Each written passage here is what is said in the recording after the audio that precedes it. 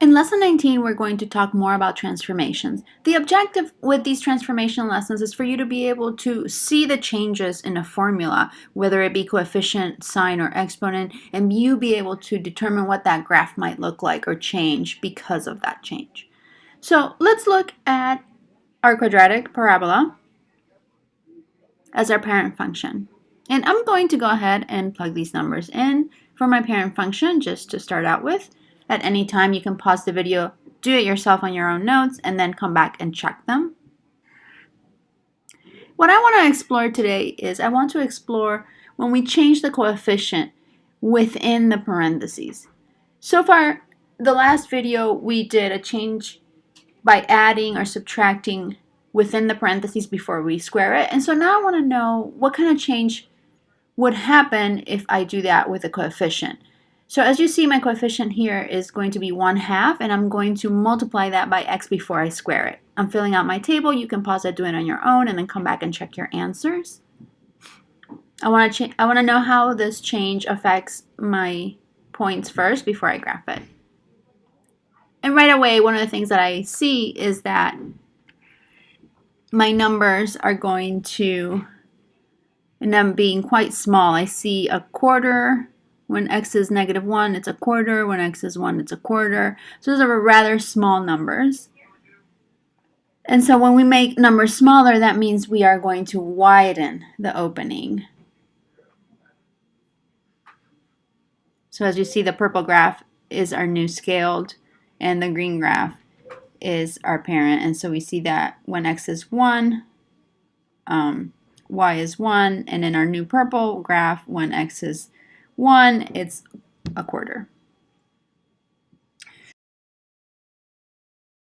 And now I want to see the difference if I didn't take half of my x before squaring it, and if I did it after squaring it. So that means that whatever x is, I'm going to square that first. So that's why I'm opening my parentheses here. So it would be -3 squared, which gives you a 9, and then you're going to take half of that. When we had the coefficient inside the parentheses, we had to do all that math and then square our product. But now we're going to multiply by the coefficient after we square it. So it's going to be a little bit different. It's still going to impact your answer, but I want to see by how much and what the difference might be. So right away, when I go look at where an x equals 1, I notice that my point, and instead of being a quarter, is now a little bit larger. It's a half. So it is, in fact, this graph I'm predicting is going to also widen, but maybe not as much as if the coefficient is inside the parentheses.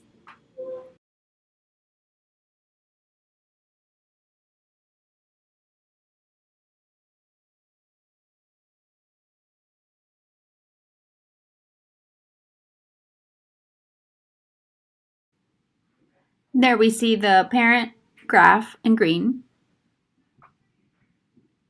and the coefficient outside the parentheses when we changed it is in black. And so they both widen, but the black graph you see doesn't widen as much as the purple graph. And again, the purple graph was when we included that coefficient inside the parentheses. Now I'm going to show you some transformations using an exponential function, which we haven't seen before. We have done all our transformations with quadratics or piecewise even. Okay, so just our quick summary. Our exponential function graph will look like this. Half curve or half pipe, whatever you want to call it.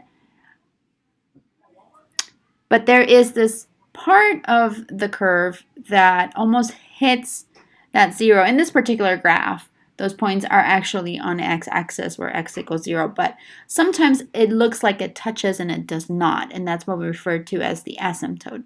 What I'm going to do now is, again, I want to visually see how these changes change the point. So I'm filling out my table for my parent function, which is 2 to the power of x. You can go ahead and pause the video, fill it out on your own, and come back to it to check your answers. I am just plugging in the values for x.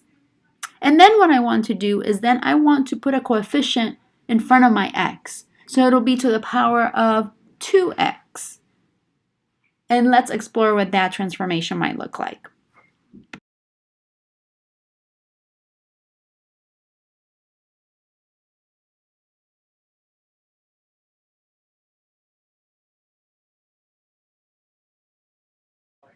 I'm going to go ahead and graph this first so that we see what that transformation might look like.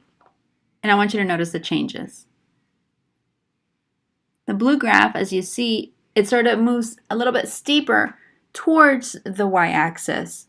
That's our blue graph right there. So when we put a coefficient that's larger than 1, it seems, we are going to have that right-hand curve narrow in our graph and go towards the y-axis. See how it changes from one to the other? You can always pause the video, do this on your own, and come back. I'm not going to fill out the points for you, but if you want to look at those points, you can go ahead and do so. Now I want to see what changes happens when I get that negative coefficient. So you notice that it did a reflection on the y-axis, which we have not seen before. All our reflections we've seen have been on the x-axis. So that's what it would do for an exponential function. I'm not going to in this video fill out this table, but I do encourage you to actually fill out the table by using your graphing calculator so that you can see how this change impacts the actual points in the y-axis.